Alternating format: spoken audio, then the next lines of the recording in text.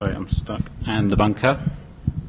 This is Martin Herfurt, who will introduce himself. Hi, my name is Martin. I'm with Salzburg Research Austria, and I'm mainly concerned about the presentation and demonstration today. So it would be nice of you if you switched on your Bluetooth, if you have it. So we have a little more statistics to show you in the end. We won't hurt you, honest. Okay, today I'm going to go through some definitions of terms. I'm not sure Bluetooth's taken off in the same way over here as it has in the UK. And then we'll look at the devices and the various attacks we came up with. The responses and defences from the industry, and by defences I mean not how they defended against the attacks, but their defensive position. Some legal issues arising out of this whole stuff. It's not as simple as, you know, that it's illegal. It's quite interesting, some of the legal stuff that comes along. So we'll just go straight into that. I'm sorry. Is that better? Okay, so Bluetooth is basically a wireless replacement, wire replacement technology. It's designed to get rid of all the crap that you need to connect all your devices together. It's low power, short range. It uses the same frequencies as Wi-Fi, and the data rate's about 1 megabit. It's owned, the trademark Bluetooth is owned by the Bluetooth Special Interest Group, who are a trade association, and they basically license the IP and the trademark. Now what's nice about that is you can go and join as an individual the SIG, and that gives you the right to use the logos and the trademarks. So if you were to release some kind of useful tool, for example, you could have the SIG stamp of approval on it, which is nice. Other people get to pay, you know, the bigger members who are actually making Bluetooth devices have to pay various fees to get their devices qualified. There's two websites. The Bluetooth.com is the consumer site, and Bluetooth.org is the technical site where you can go and sign up as a member. So the three issues that have come up recently are bluejacking, bluesnarfing, and bluebugging. Bluejacking is a bit of a misnomer. I mean, it sounds like someone's hijacking your phone, taking it over. What they're actually doing is just sending you harmless messages. Of course, like any good new technology, it's immediately used for the pursuit of sex. So this thing called Two-Thing has come along, which is basically setting up casual liaisons via Bluetooth messaging. So people sitting on trains or in airports waiting, they're bored, waiting for a plane, they'll send each other a message, and if they like the other, you know, guy or whatever, they'll go and do something. Yeah. So because of bluejacking, the fact that you're visible makes you vulnerable to bluesnarfing, which is the thing we discovered back in November. And basically we just took the sort of geek slang snarf to steal or take an unauthorized copy of some data, stuck it with blue, so you get bluesnarfing. And what that gives you the capability of doing is copying data, your phone book, calendar, IMEI, which with GSM networks doesn't mean very much anymore. It's the unique identity of your phone, but I guess on networks where you don't have a SIM card, it might still be useful for cloning. If you've got images associated with entries in your phone book or your calendar, then we get those too. Bluebugging was discovered by Martin when he was trying to reproduce my work at CeBIT, and basically he wanted to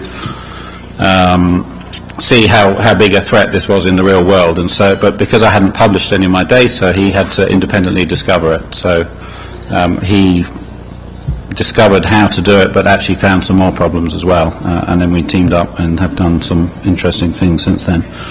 Now, using his attacks, we're able to actually take full control of the telephone, make calls, read and write your SMSs, your text messages, as well as the calendar and phone book entries, and send SMSs and set diverts. Okay, so the devices we've looked at on the whole are mobile phones, and the reason we looked at those is because, well, my job as security officer for the bunker, my job is to protect my perimeters, and what I was finding is those perimeters were actually becoming wider, and they were leaving my building because they, network of or gateway of last resort for my sysadmins, for example. They have GSM mobile phones. They want to be able to dial in from anywhere, so they have potentially set up gateways into the network. The sales teams have all of their contacts in their calendar entries, business appointments and so on. So there are potentially a lot of issues with allowing staff to use network-enabled phones, and in particular it was becoming something they needed to do because the law changed in the UK to do with using mobile phones while driving. It's now no longer legal to actually hold a phone to your ear while you're driving. You have to use a headset of some kind, so Bluetooth is a good solution for that. Now, over in Europe, there's absolutely massive take-up. There's 2 million devices per week worldwide, but I think most entering the market, and I think most of those are over in Europe. And in fact, if I go out in London, it's pretty much impossible to get out of range of a Bluetooth device. If I scan for Bluetooth, I will find something no matter where I am. And Bluetooth SIG are claiming that by next year 30% of all new phones released in the States will have Bluetooth. So when we first publicised this, the responses, or when I talked to people about it, the general public response was usually, well, I don't care, there's nothing special in my phone, you can have my address book. But in practice, if you go and look at what's in your phone, you'll probably find there's a few entries in there that you might not want the whole world to see. And everyone I've challenged on that, I've actually gone and they've let me pull data off their phone.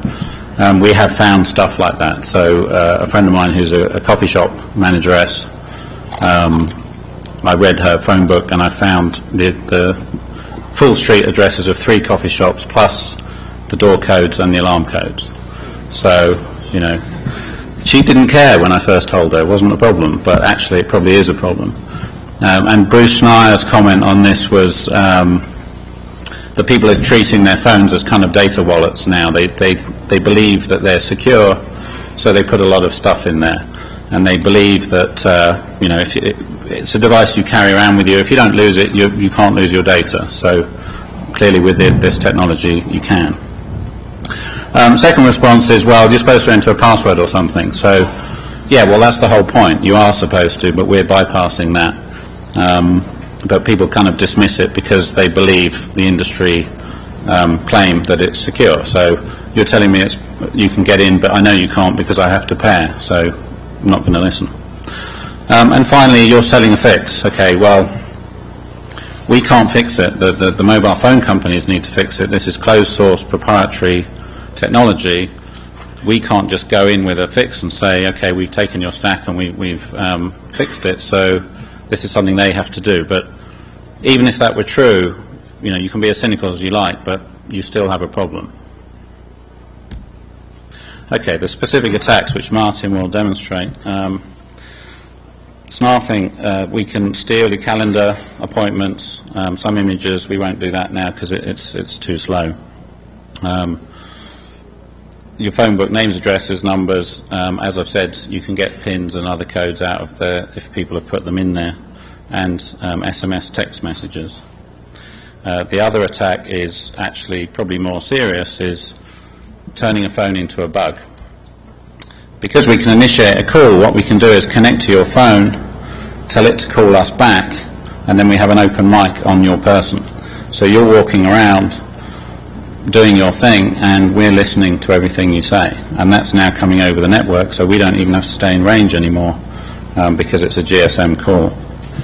The other method of bugging is we could set up a man-in-the-middle attack where we change an entry in your phone book, so your office entry no longer phones directly to your office. What it does is it phones my gateway, which then phones your office, and we have both sides of the conversation. So what I'm going to do, the organisers here suck, so we're going to have to change cables. I'm supposed to have a video switch.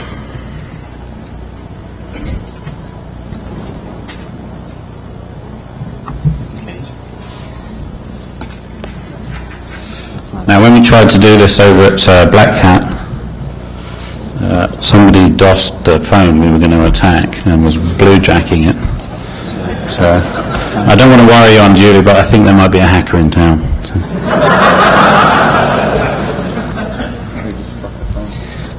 Maybe. Have you broken it? No, it's fine. So, as I was, some of you already attacked our Nokia. Thanks.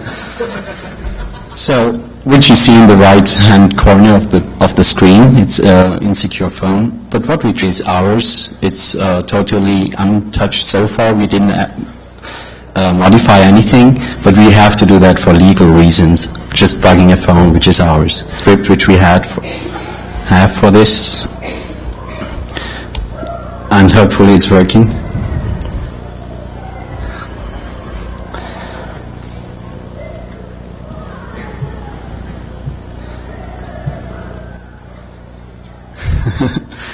So we try that.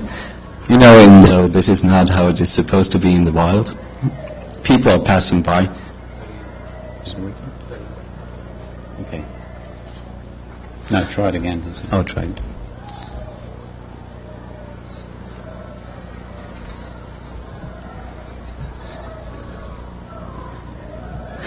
So if this, move on to the next demonstration we have about the Nokia phone book and SMS. So we move on and try this again later. So we have another script on there which is called Bluesnarfing. It's both using the Gnocchi application, which is for Nokia phones, and it's even having a X front end, which makes it even nicer to work with. So it said connecting to charger. Charger is the name of our machine. We called it this way because people would get maybe some, they would get some funny ideas of what is going on if there is something else than charger. So the only indication we see there is a little headset symbol on the display. It has not made any sound so far, so people won't know if it's in the pocket. And even if it's not in the pocket, they won't know what's going on.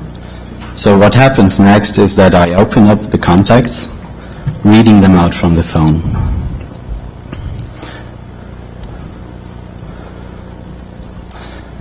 So it's reading the phone memory and the SIM memory. In fact, there are some more phone books to read out. It's about the dialed contacts, missed contacts, and stuff like that, missed calls.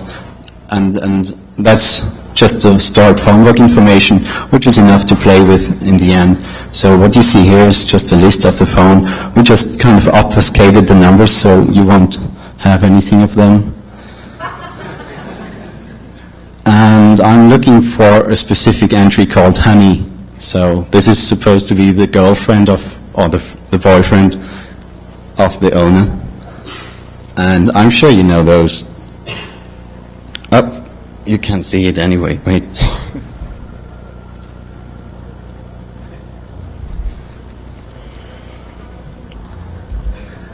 So that's what we're going to do. So taking that out, modifying the entry, which is done with that little icon. So we have the honey, and we just modify the number, which we have on here.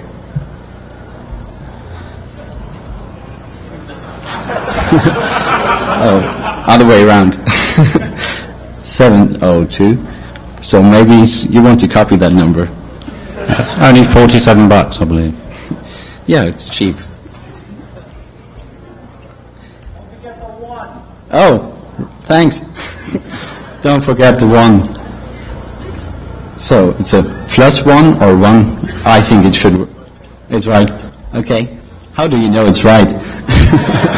Okay. So this is used to save it to the phone again. So we changed that number of the honey. So anybody calling honey will probably call somebody else. That will show up as that number, or will show up as the... You know, if that number would call the person, honey would show up. So, but if the person is intending to call the entry with honey, so the person will call this number on here, right?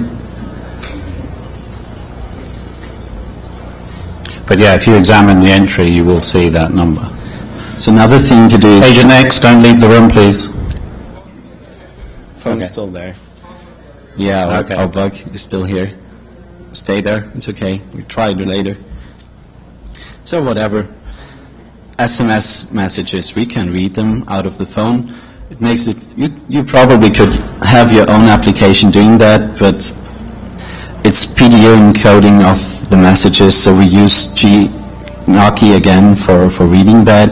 So what you see here are the stored SMS or the received SMS messages, and we could also use the phone in order to send SMS messages without even, knowing of the owner. The only time the owner gets to know that this happened is when he receives the bill, and maybe there's some premium service numbers also on it. Right. So when we disconnect from the phone, you see it again in the display.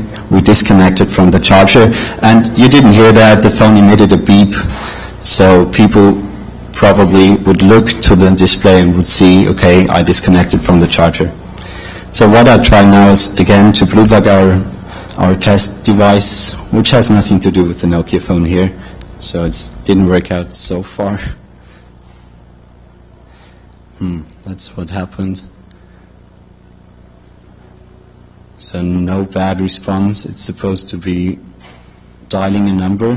What we did is just, as Adam explained before, calling the phone which is here on the table, but it's not ringing, so I'll try it again.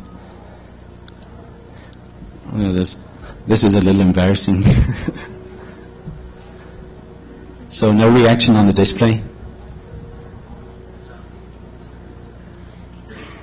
So it's supposed to work, usually. Anyway, we could bug this phone. Haven't got the voice channel on there. No? Okay. No, with the Nokia, the attack profile is slightly different. We would have to set up the Bluetooth to capture the headset profile. On the Sony Ericssons, we just get a straight open mic back through to this phone.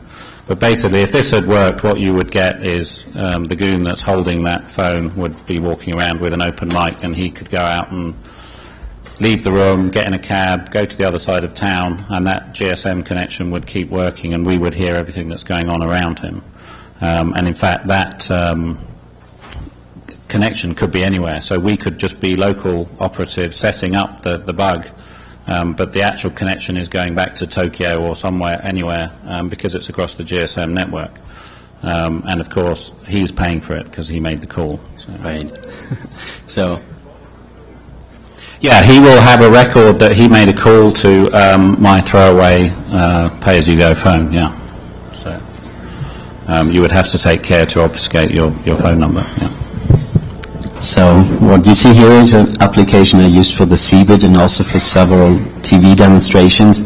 So you were nice and switched on your Bluetooth. So what you see here is basically a listing of all the Bluetooth devices. On the left, there's a manufacturer which is guessed from the MAC address or the hardware address of the phone. So sometimes I don't have an entry, but mostly it's Nokia, at least in Europe. We have some strange, I never saw T-Com so far. iPads are here. You get pretty much guess which device is vulnerable by having the manufacturer. And sometimes, in this case, the T610, we know it's sometimes vulnerable. Didn't even change the name. So this is still set to the default, and you could pretty much guess it's vulnerable. So on the on the right-hand side of this table, there's a red dot. The application is not set to attack any of these devices now because of legal issues. So what usually happens is that it turns green, this spot, and if it turned green, we would have gotten an SMS from this phone, including the number and the phone book of the respective device, and not only the SIM and the telecom, the phone device phone book, but also the dialed contacts, missed calls, and stuff like that, which is pretty interesting to know. Who did the person call last? That would be kind of interesting for any spouses to know. Well, We try the blue bug once more.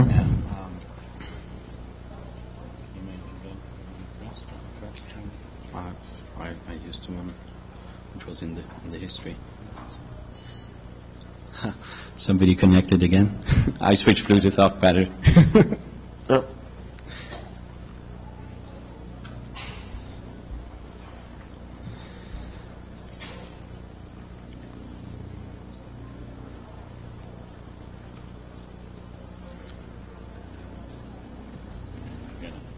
Okay, we have to skip that demonstration. We're sorry. But yesterday, and all the people who attended Black Hat would know it worked.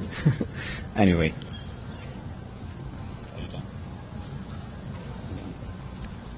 So that was the demonstration part. You know? You rebooted.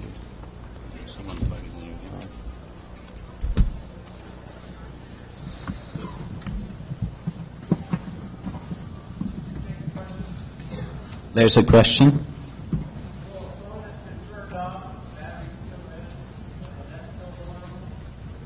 When the phone is turned off and the battery is still in, I don't believe it's vulnerable because the Bluetooth stack is part of the operating system which has to be up at the time of the attack.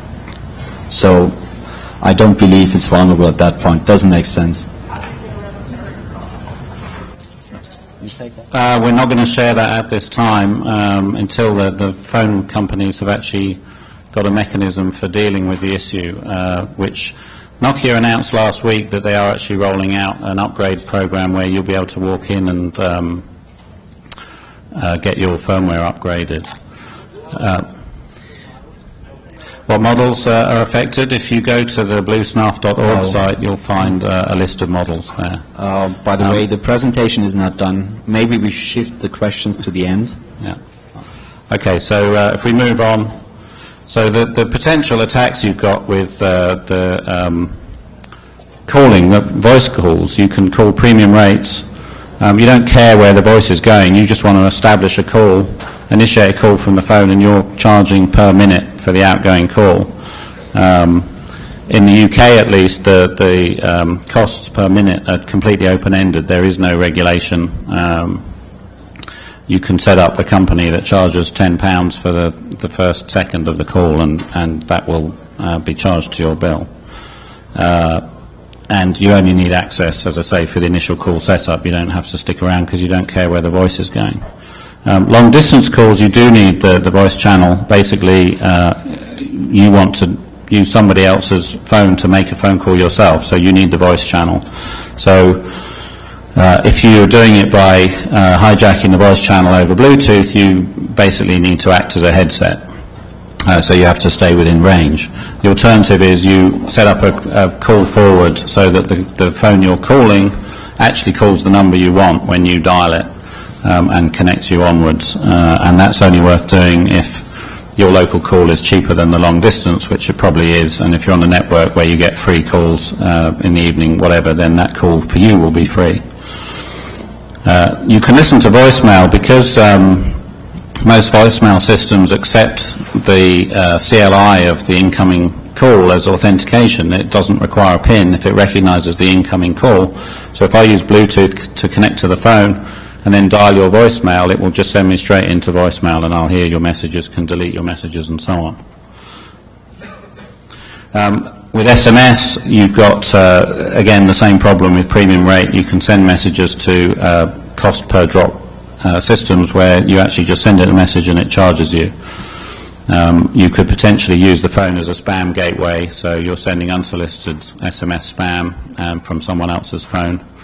You can impersonate the victim, so a message arriving on someone else's phone appears to have come from you, so clearly, or from that victim, so they may act on that message because they feel it's authenticated because of where it's come from. And probably one of the most scary is the authentication, access to authentication secrets, or being able to actually complete an authentication process. In the UK, we have some services where you can type a phone number into a website and it will then track that phone wherever you go, and you can look it up anytime, day or night, and if that phone is switched on, it will draw you a nice little map and show you where the phone is. And the way they authenticate is you type in the number, they send a text message to the phone, you respond from the phone with another text message to their center, and then you're in. So if I can connect by Bluetooth to your phone, I can actually complete that process for you. And this is one I did earlier. So I don't know how good the writing is, but basically for the civilian market, they reduced the accuracy down to about 800 meters. And if you can see just by the vertical bar where the avenue is, there's a little number 1, and that's where it thought I was. Where I actually was is just above the tube station at Turnham Green, where there's a little cross. That distance is about 100 meters. So it's much more accurate than it claims to be, and that's certainly close enough that you could then drive to that location and find me with Bluetooth.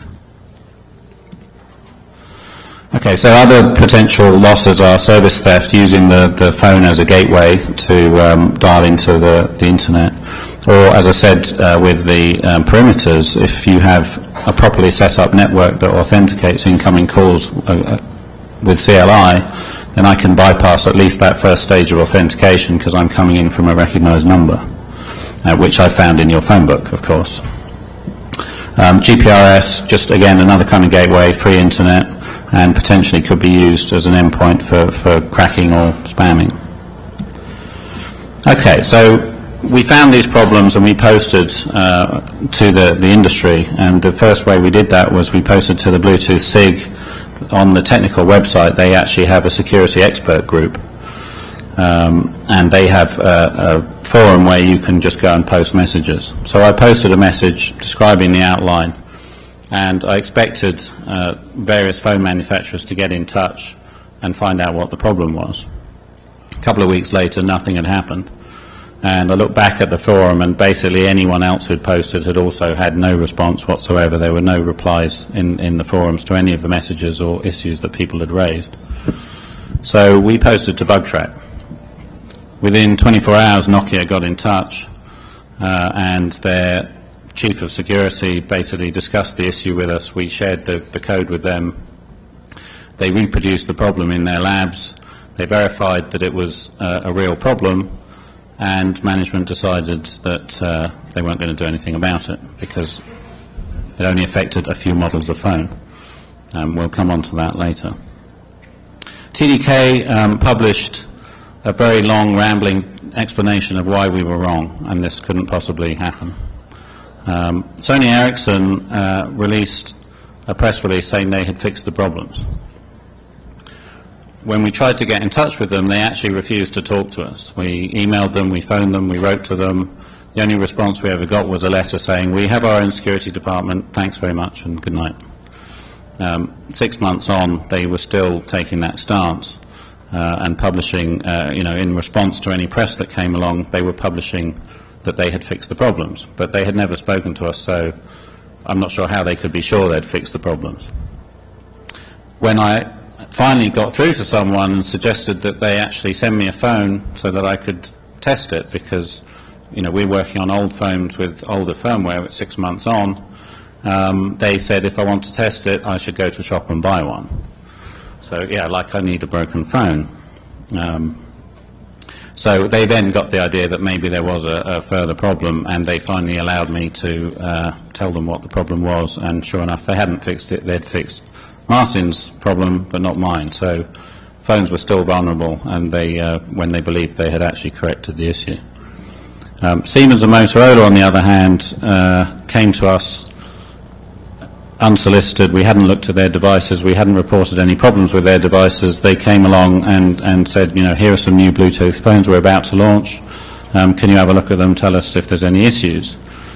Siemens came up clean. Motorola V600 actually established that something we believed may be true, which was an escalation of privilege attack using one profile to attack another, was possible, and so we combined our attacks and actually managed to get into the Motorola.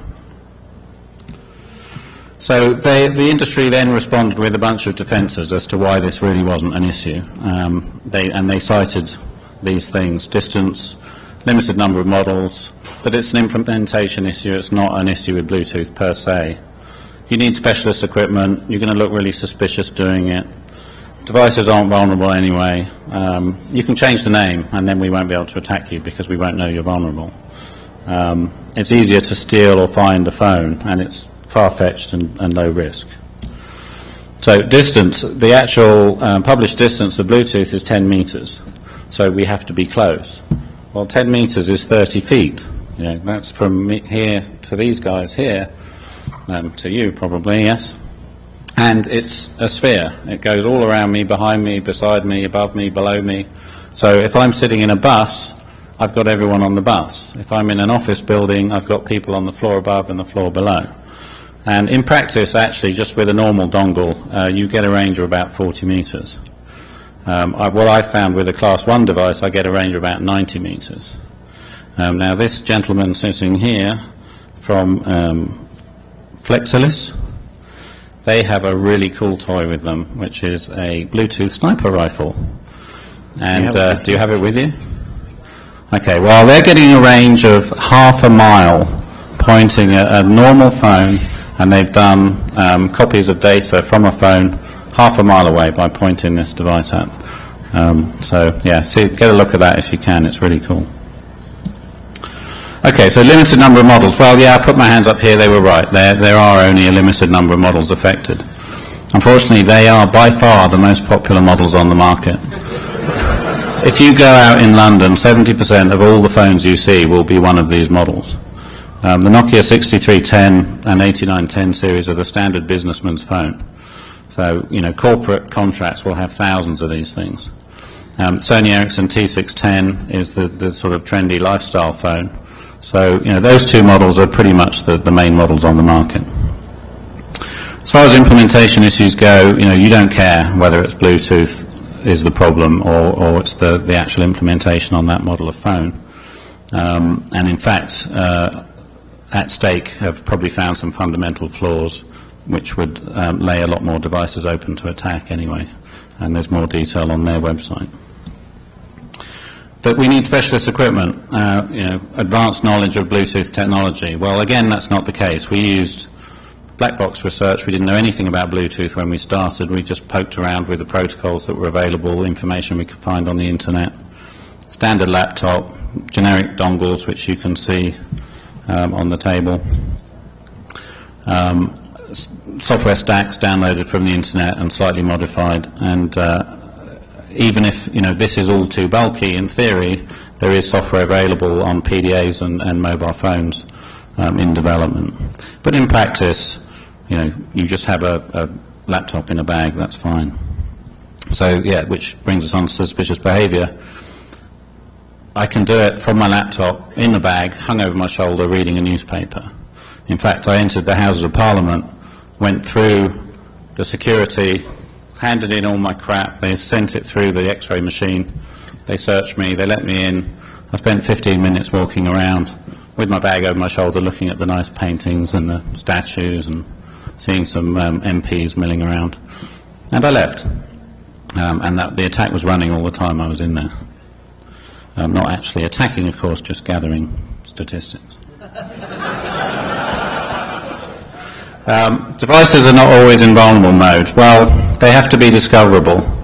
That's not necessarily true. Some devices are actually vulnerable to attack even if they're not discoverable, if you know their MAC address or BD address.